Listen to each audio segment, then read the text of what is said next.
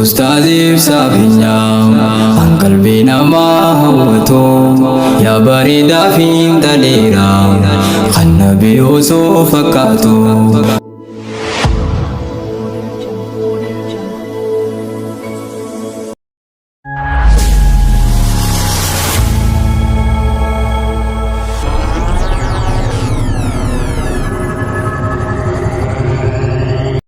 Gammachuuti bultiin qaamaa fi qalbiif naagayaa onnee jaalalaan dheebotte rabbiin jaartiin haadhaadhiyyaa hawwii teessanii dhugoome gammadaa yaa ilmaan biyyaa baarakallaahu lakumaa ustaaz ibsaa fi keenyaan hawwii teessanii dhugoome gammadaa yaa ilmaan biyyaa baarakallaahu lakumaa Ustaaz ibsaa fi keenyaan madda gammachuuti bultiin qaamaa fi qalbiif naagayaa onnee jaalalaan dheebotte rabbiin jaartiin haadhaadhiyyaa hawwii teessanii dhugoome gammadaa yaa ilmaan biyyaa baarakallaahu lakumaa Ustaaz ibsaa fi keenyaan hawwii teessanii dhugoome gammadaa yaa ilmaan biyyaa barakallahu lakumaa Ustaaz ibsaa fi keenyaan bismillah maqaa rabbiitiin dubbiitoo jalqaba'anii yaa rabbii kiyyaa faarfamaa yaa mootii insii fi jinnii waa hunda sumaa taasisaa dandaa'een godhaatu namni arjummaa teetiin arganne nu seene keessaa imaanni boqonnaa jireenyaaf du'aa imaana jechuun qaananii rabbii keenyaatu nuuf ta'e ummata Muhammad amiini irra haa jiraatu yoomuu nagaya rabbiif rahmanni sunnaa nabiyyi keenyaati jaarrachuun bultii tadiini irra haa jiraatu yoomuu nagaya rabbiif rahmanni sunnaa nabiyyi keenyaati jaarrachuun bultii tadiini dabaala diiniif as dhufne wanti gammoojjii fi baddaan gammachuu guyyaa aruusaa hirmaannee fuudhaanne qoodaa gammannee gumaata dhufne gammachuun aruusaa addaa ustaaz ibsaa keenya qaalii baga gartee kee muraadaa ati gabricha rabbiiti bultiidhaa sirraa bareedaa giftii dureetee harkatte ganaa hobbaafatte yaadaa ijoollummaa keetiin jalqabde hedduu jaalattaa ibadaa qalbii guutuudhaan ammallee jabaadhu rabbii abbadaa ijoollummaa keetiin jalqabde hedduu jaalattaa ibadaa qalbii guutuudhaan ammallee jabaadhu rabbii abbadaa ustaaz ibsaa Abdul Jaliil Khaan Umaree barakallahu lakumaa baaguma rabbiin si jaaree anaa fi ustaaz ibsaanii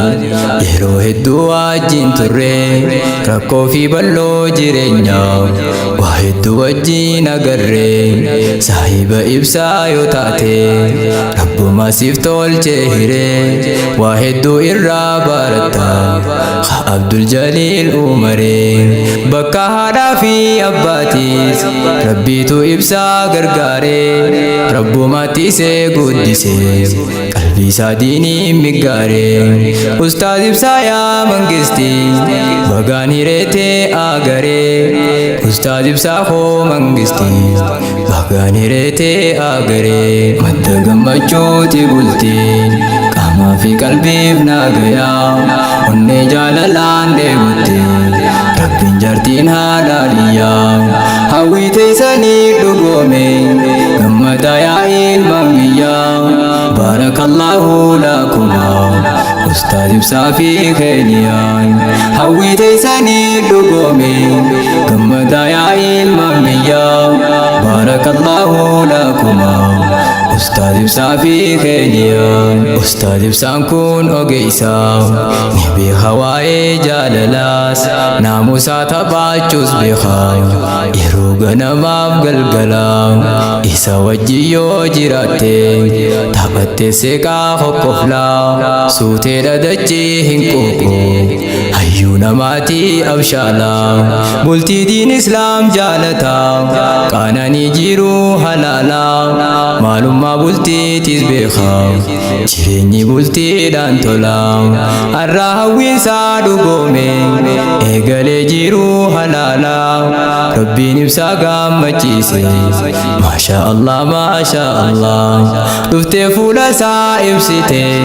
giftiinsaa kunoome laalaa wallaahi waan qabdu ni qabdi jaalala waa hunda caalaa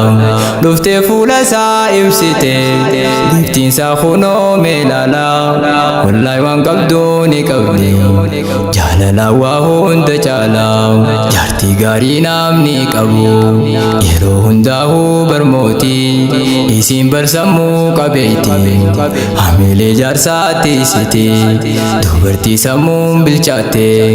amrii rabbiisiis jaalatti jaarsa si gammachiisuudhaan rabbirraa milkii kajeelti barjaartii gaarii irraa haadha qaananii qaamaa qalbiiti jaartii gaariin jaannatuma nuuf kenne yaa rabbi mootii jireenya kophaa jibbine yaa rabbi meenurraa guutii akkuma ustaaz ibsaa fi